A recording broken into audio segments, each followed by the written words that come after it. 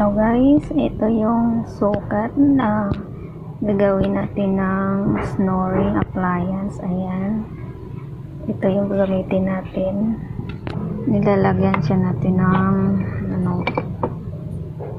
color guard para hindi didikit. Ayan, yan pa yung i-vacuum natin. Ayan.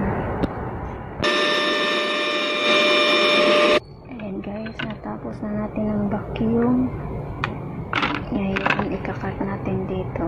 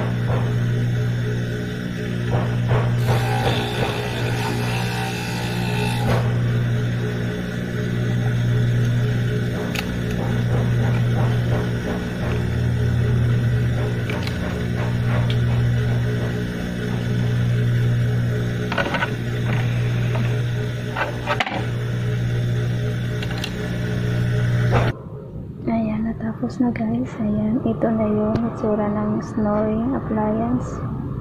Ayan.